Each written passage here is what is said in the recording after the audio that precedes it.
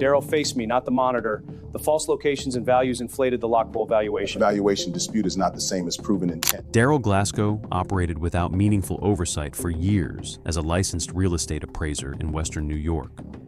10 properties, 10 fraudulent reports, and not one bank ever checked.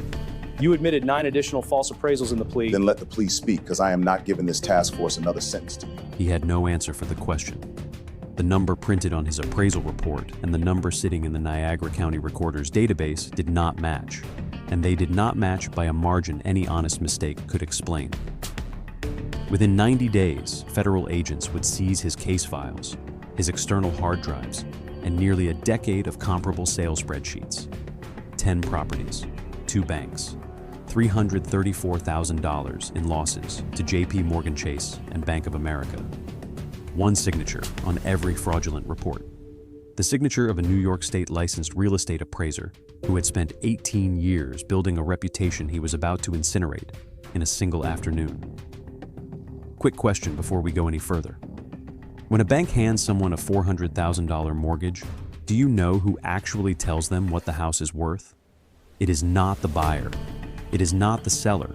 It is not the broker who stands to earn a commission on the closing. It is one person sitting at one desk, signing one report. Drop a comment and tell me whether you trust that person to be honest. And if you are new to this channel, hit subscribe. We follow every link in the chain on cases like this one, all the way to the courthouse. Daryl Glasgow was born in the spring of 1959 in a small clapboard hospital just east of Lockport, New York. His father worked 31 years as a Finnish carpenter for a residential builder operating out of Niagara Falls, framing kitchens and hanging crown molding in the post-war ranches and split levels that filled the suburbs of Western New York during the housing boom of the late 1950s and early 1960s. His mother kept the books for a small auto parts wholesaler on Walnut Street. The family lived in a 2-bedroom house on the edge of Pendleton, a rural township of fewer than 7,000 residents sandwiched between the city of Lockport and the Erie Canal. Houses on his block sold, in the year he was born, for somewhere between $11,000 and $14,000. The smell of his childhood was sawdust and tar paper. By the time he was 9, Daryl was riding in the passenger seat of his father's Chevy panel van every Saturday morning, watching framing crews go up on quarter-acre lots in Wheatfield and Cambria. His father would walk him through the bones of half-built houses, pointing out load-bearing walls and rough plumbing, explaining what a property would be worth once the drywall was hung and the lawn was seeded. Years later, Daryl would tell colleagues that he learned the difference between square footage and finished square footage before he learned long division. He could stand on a bare foundation slab at age 10 and tell you, within a few square feet, how big the eventual living room was going to be. He attended Starpoint Central High School in Pendleton, graduating in 1977.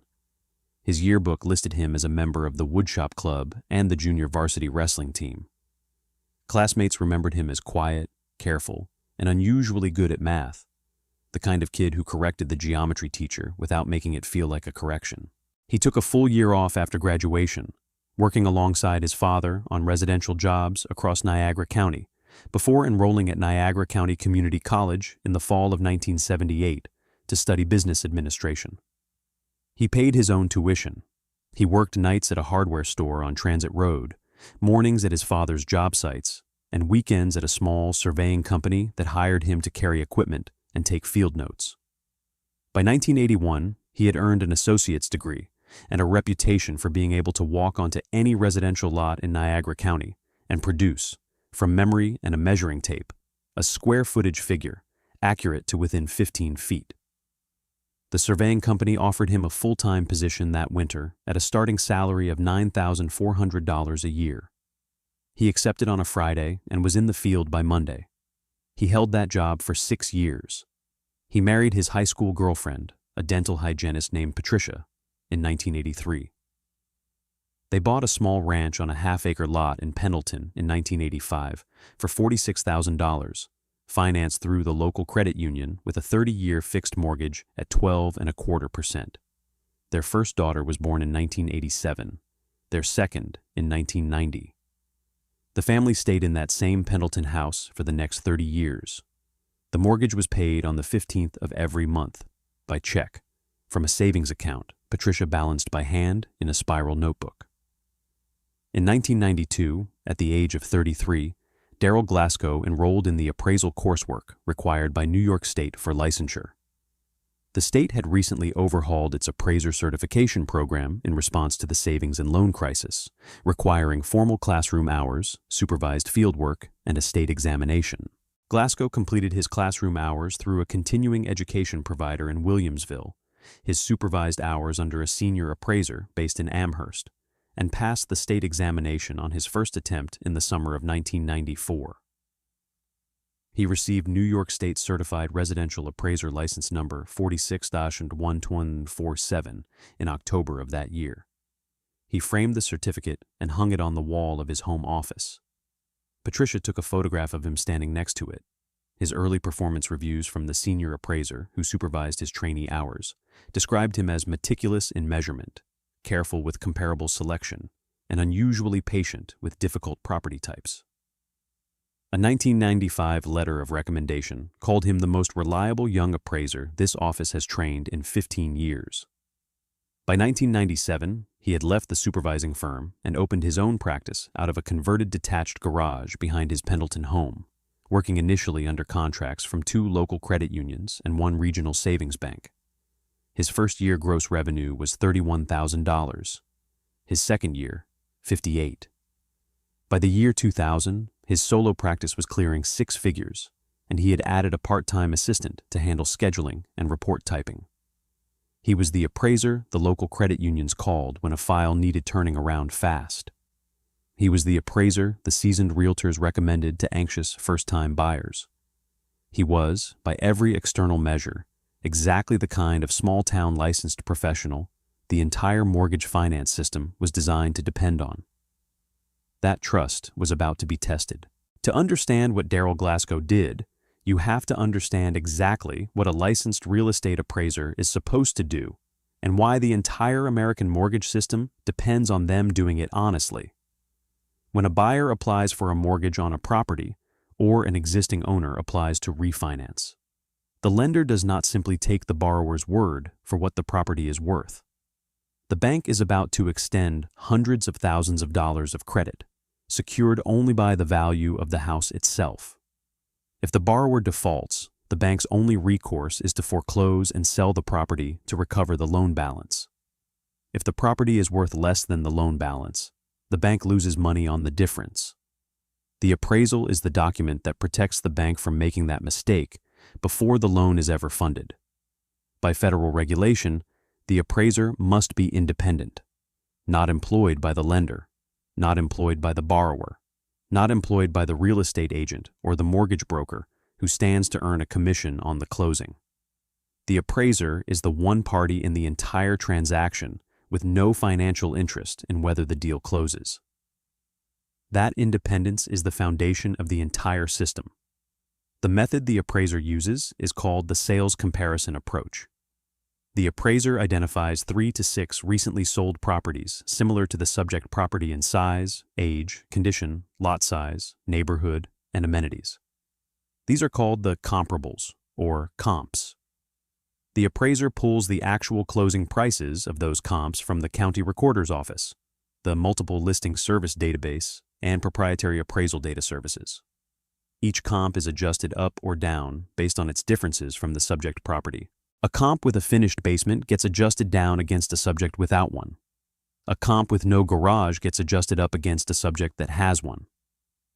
The adjusted prices are averaged, and that average becomes the appraised fair market value the bank uses to size the loan. The system has one critical weakness. The lender approving the loan often sits in an office hundreds of miles from the property. A J.P. Morgan Chase underwriter in Columbus, Ohio, reviewing a refinance on a house in Lockport, New York, has no practical way to drive to Lockport and physically verify that the appraiser actually visited the property. That underwriter has no practical way to call the county recorder in Niagara County and independently confirm that every comparable sale listed in the report actually occurred at the stated price on the stated date. The underwriter does not have time. Chase processes hundreds of thousands of mortgage applications a year. A typical underwriter handles dozens of files a week. The system depends, fundamentally, on one assumption. The assumption that the licensed appraiser, signing the report under penalty of professional sanction and federal law, has told the truth about what he saw, what he measured, and what comparable sales he used to justify the number on the final page. For most appraisers, in most files, every day, that assumption holds. The vast majority of appraisal reports filed in the United States are accurate within reasonable professional tolerance. The licensing system, the supervising state regulators, the threat of decertification and civil liability, all of it works, most of the time, because most appraisers understand that their license is the most valuable asset they own. A license takes years to earn and a single bad file to lose. Darryl Glasgow understood that too, which is why what he did next is so difficult to explain. The address was 16 Blackley Court, Lockport, New York, a 4-bedroom colonial on a quiet cul-de-sac in a subdivision built during the early 1990s housing expansion north of the city. The owner of record was a man named James P. Vasiliou, Jr., a 40-something local businessman who operated a small commercial enterprise in the Buffalo metro area. Vasiliou had purchased the property several years earlier, and he wanted to refinance. He wanted to refinance specifically at a higher loan amount than the house could realistically support. The standard refinance process works as follows. The homeowner applies to a lender. The lender orders an appraisal. The appraisal comes back. If the appraised value is high enough to support the requested loan amount within the lender's loan-to-value ratio, the refinance closes. If the appraised value is too low, the loan is reduced or denied outright. The borrower has no way, in a clean system, to influence the appraised value. The lender selects the appraiser from an approved list. The appraiser does the work. The number is the number. Vasiliou and Glasgow knew each other. The case record is not entirely clear on how the relationship began, whether through a prior transaction, a mutual contact in the Lockport business community, or some other introduction. What is clear is that by the time the Blackley Court refinance was in motion, the two men had reached an understanding. Glasgow would produce an appraisal report supporting whatever value Vasiliou needed. Vasiliou would direct the refinance application to J.P. Morgan Chase Bank. The mechanism was simple and almost insultingly elegant. Glasgow selected the comparable sales for the Blackley Court report. But instead of pulling the actual recent sales from Niagara County's MLS and recorder data, he fabricated them. He selected real properties that had recently sold and inflated the sale prices in his report. In some cases, he listed the comparables as being located in higher value neighborhoods than where they actually sat, attaching a Williamsville zip code to a property that had actually closed in a less expensive corner of Lockport. The Blackley Court property, supported by these inflated and misrepresented comparables, came in at a fair market value high enough to justify a refinance loan far larger than the house was actually worth. Chase did not catch it. The underwriter in the processing center pulled up the appraisal, scanned the comparable grid, noted that the adjusted value supported the requested loan, and approved the file. The loan funded. Vasiliou walked away from the closing table with a mortgage substantially larger than the property could honestly support, and Chase carried the difference on its books as performing collateral, unaware that the paper underneath the loan was fabricated. The Blackley Court file was not the first time Glasgow had done this. It was not even the 10th. In the plea agreement Glasgow would eventually sign with federal prosecutors, he admitted that he had provided false appraisals on 9 additional properties beyond Blackley Court. 10 properties total, spread across Niagara and Erie counties, each one anchored by fabricated or misrepresented comparables, each one delivered to a lender that had no way to verify the underlying data without independently auditing the entire Western New York real estate market. He was not the only person in the chain. A mortgage broker named Michael Rory Woods, who operated a Buffalo brokerage firm called Buffalo Equity, was running parallel fraud on the borrower side. Woods submitted loan applications for Vasiliou that inflated Vasiliou's monthly income by thousands of dollars per month. On one application, Woods filed an income figure for Vasiliu. A week later, on a second application to a different lender, Woods submitted income figures that tripled the number from the first application. The same borrower, the same business. Two completely different fabricated numbers, sent to two different banks, 1 week apart. The lifestyle did not change dramatically. Glasgow was not buying boats or sports cars. He was paying down debts, funding the college tuition for his two daughters, both of whom were in their late teens and early 20s during the years the fraud was active. Keeping the Pendleton practice afloat through a period when the post-2008 housing collapse was choking the appraisal industry across the country. New construction in Niagara County had effectively stopped. Refinance volume was the only thing keeping small appraisal practices alive, and refinance volume only existed if the appraised values came in high enough to support the new loans. For a small-town appraiser whose business depended on referrals from brokers and borrowers, a reputation for delivering the numbers people needed was worth real money. A reputation for refusing to inflate was worth nothing in that market. The brokers learned quickly which appraisers came in light and which appraisers came in where the file needed them to come in. The ones who came in light stopped getting calls.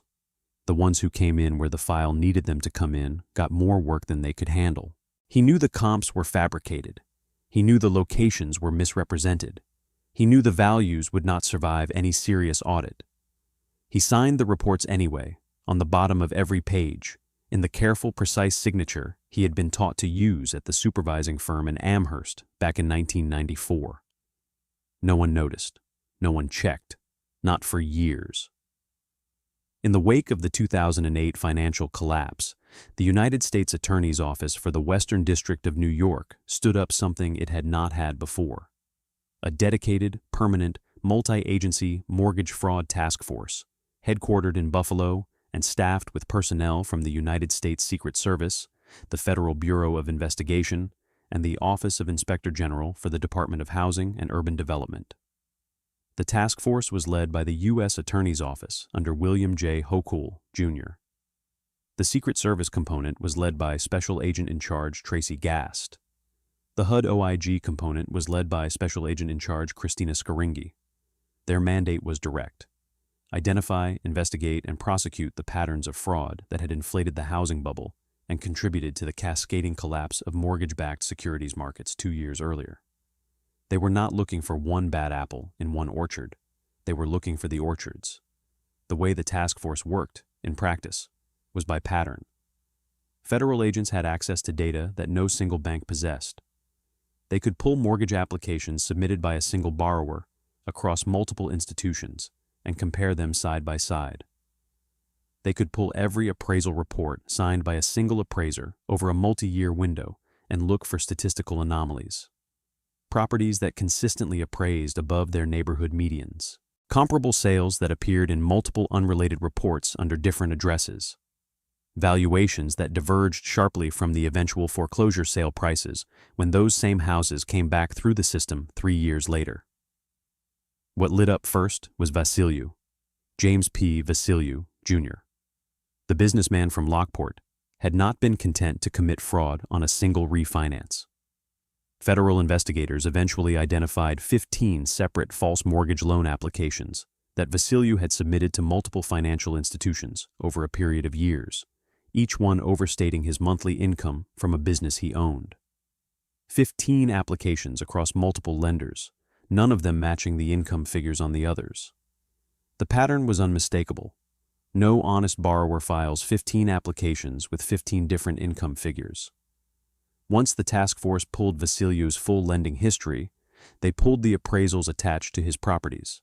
And once they pulled the appraisals attached to his properties, one name kept appearing. License number 46-12047. Darrell Glasgow of Pendleton, New York. The same appraiser. The same signature. Property after property after property. The task force ordered a full audit of Glasgow's appraisal files going back several years. Investigators cross-referenced every comparable sale he had cited in every report against the actual Niagara County recorder records and the regional MLS database. The discrepancies began to appear almost immediately. comparable sales listed at prices the actual closings had never reached. Properties listed at addresses where, according to county records, no sale had taken place at all. Sale dates that did not match the recorded dates by weeks or months. We are about to get into the investigation itself, and the courtroom after that. If you have made it this far, you already know this channel does not let cases like this fade quietly into a press release. Subscribe if you have not yet. We covered the gatekeepers, the licensed professionals whose signature was supposed to mean something, every single week. Hit the bell so you do not miss the next one. By the time the audit was complete, the task force had built a parallel paper trail for every Glasgow file they had pulled. The discrepancies were not random. They were not the kind of errors a careless appraiser might make under deadline pressure. They were systematic, consistent, and pointed in only one direction. Every fabrication inflated the value. Not one fabrication in the entire audit brought a property's appraised value down. Not one. That was the signature. That was the proof of intent. The full investigation was prosecuted out of the U.S. Attorney's Office in Buffalo. The lead prosecutor on the Glasgow file was Assistant U.S. Attorney Kathleen A. Lynch, an experienced federal financial crimes prosecutor who had spent years working bank fraud and mortgage cases through the Western District. Her file on Glasgow eventually grew to several thousand pages, organized by property, by lender, and by fabricated comparable. The evidence was layered. At its foundation sat the appraisal reports themselves, 10 of them, each bearing Glasgow's signature and license number. Above that sat the parallel audit. For every comparable sale Glasgow had cited, prosecutors had the actual recorded deed from the county, the actual MLS listing history, and the actual closing price. The gaps between what Glasgow had reported and what the public record actually contained were laid out in side-by-side spreadsheets that any juror could understand at a glance. Column A, what Darrell Glasgow told the bank. Column B, what the county recorder said had actually happened. The differences in those two columns ran into the tens of thousands of dollars per comparable. On top of that sat the cooperation. Vasiliu had been confronted first. Faced with 15 false loan applications across multiple banks, he had agreed to cooperate, and his cooperation was specific. He could describe the conversations he had had with Glasgow about what values needed to come in on which properties. He could describe the agreement that had been reached about appraisal fees. He could describe the timing, which property he had needed an inflated value on first, and which had come later. Then there was Michael Rory Woods, the mortgage broker from Buffalo Equity. Woods's parallel scheme of inflating Vasiliu's income on loan applications gave investigators a complete picture of how the fraud had functioned end to end. The borrower had needed a higher income figure than he actually earned. The broker, Woods, had supplied that on the application side. The appraiser, Glasgow, had supplied an inflated property value on the collateral side. Together, the two falsifications had matched up neatly enough to push the loan through a remote underwriter's review at Chase and, in other files, at Bank of America. The smoking gun, in a strict evidentiary sense, was the comparable sales fabrication itself. Investigators could place a single Glasgow appraisal report alongside a printout from the Niagara County Recorder's Office and demonstrate, in under 30 seconds, that the report contained sale prices for properties that had not sold at those prices and locations for properties that did not exist at those addresses. There was no plausible innocent explanation, no clerical error defense, no data entry mistake that could account for fabrications repeated across 10 different reports over multiple years, all moving the value in the same direction every single time. The task force served a search warrant on Glasgow's Pendleton home office in the autumn before the indictment. Agents from the Secret Service, FBI, and HUD OIG arrived together in unmarked vehicles, badges out, warrant in hand.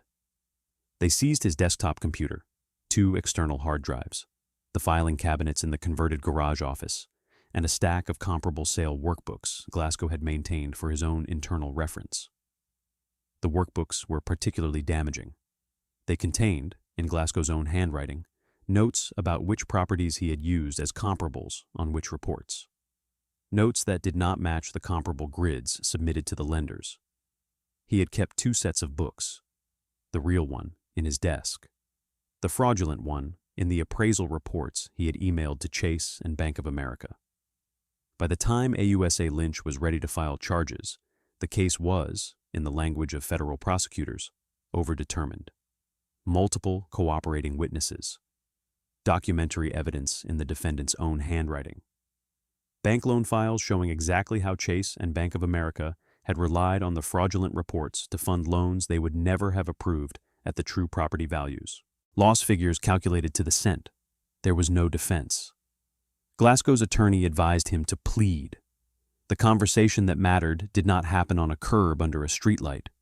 It happened in a fluorescent-lit conference room in the federal building on Niagara Square in downtown Buffalo, sometime in 2013. Glasgow sat on one side of the table with his defense attorney. Across from him sat Assistant U.S. Attorney Kathleen A. Lynch and 2 federal agents from the Mortgage Fraud Task Force. The agents had brought a single folder. Inside the folder was the comparable sales grid from the 16 Blackley Court appraisal report. Beside it was a printout from the Niagara County Recorder's Office for each of the 3 comparable properties Glasgow had listed.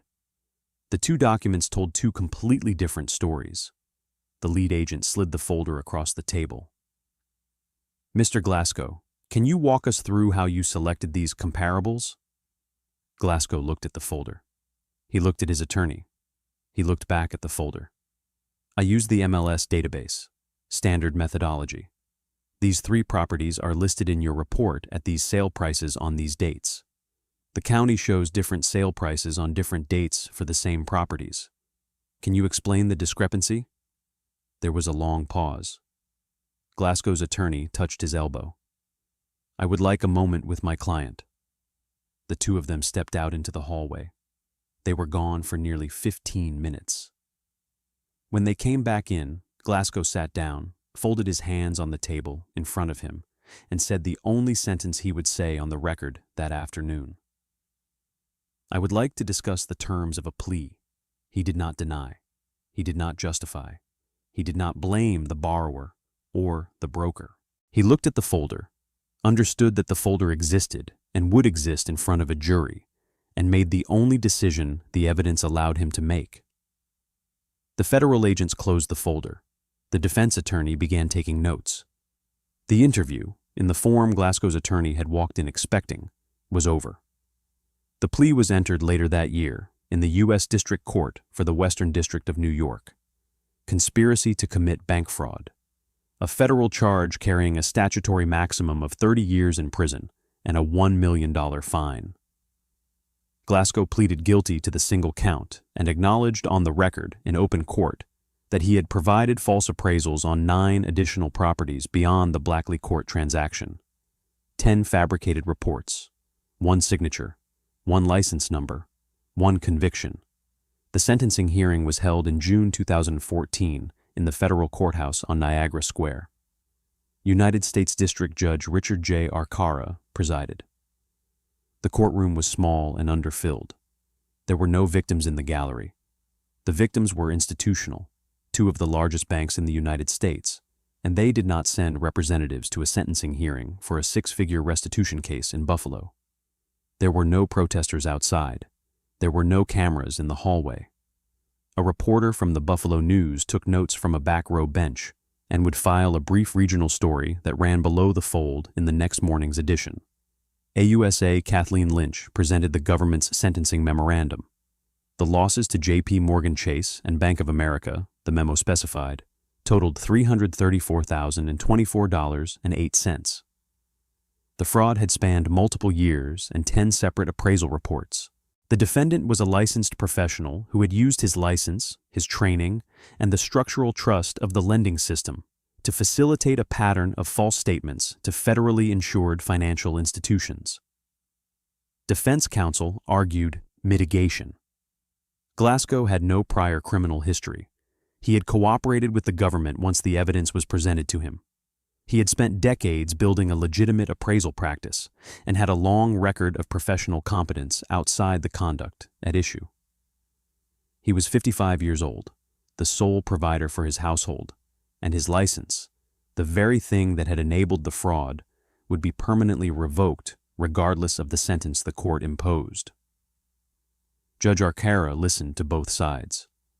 When he spoke, his sentencing remarks acknowledged the seriousness of the offense, the breach of professional trust, and the structural importance of independent appraisals to the integrity of the mortgage finance system. He noted that conspiracy to commit bank fraud carried a 30-year statutory maximum precisely because Congress had recognized the magnitude of the harm such conduct could cause when licensed professionals participated in it. He noted that the defendant's cooperation, lack of prior record, and personal circumstances weighed in favor of mitigation. Then he imposed sentence: 6 months of home detention, 4 years of supervised release, restitution in the amount of $334,024.08, payable jointly and severally to J.P. Morgan Chase Bank and Bank of America. No term of imprisonment. Darrell Glasgow walked out of the federal courthouse on Niagara Square that afternoon, a free man. He went home to the same Pendleton ranch he had bought with Patricia in 1985. He served his 6 months of home detention there, in the same house where he had raised his 2 daughters and run the appraisal practice that had become a federal case. His New York State Certified Residential Appraiser license, number 46, 12NC47, was permanently revoked by the State Department of State's Division of Licensing Services. The converted garage office where he had built the business was emptied of files. The desktop computer, the external hard drives, and the comparable sale workbooks the government had seized were never returned. The co-defendants moved through the system on their own timetables. James P. Vasiliou, Jr. was convicted of bank fraud and scheduled for sentencing in August 2014. He agreed to pay $517,000 in restitution to Bank of America and J.P. Morgan Chase, more than 50% above the figure assessed against Glasgow, reflecting the broader scope of his 15 false loan applications. Michael Rory Woods, the Buffalo equity mortgage broker, faced his own federal charges arising from the same task force investigation. For Chase and Bank of America, the restitution order was a paper recovery against an aging defendant on a fixed income, a number on a judgment that would dribble back into the institutions over the following decade, if at all. For the appraisal profession in Western New York, the case became a cautionary footnote in continuing education seminars, an example used to remind licensees that the auditors had databases too, and that those databases reached back further than any appraiser's career. For Darrell Glasgow, the case was the end of everything he had built, 18 years of practice. The reputation his supervising appraiser had once described as the most reliable he had trained in 15 years. The license number he had earned on his first attempt at the state examination in the summer of 1994. All of it gone, because the values that came in on his reports were not the values he had actually found in the comparable data. They were the values someone else had needed him to write down. That case was hard to watch, but the case on the right-hand side is even worse. Click it now.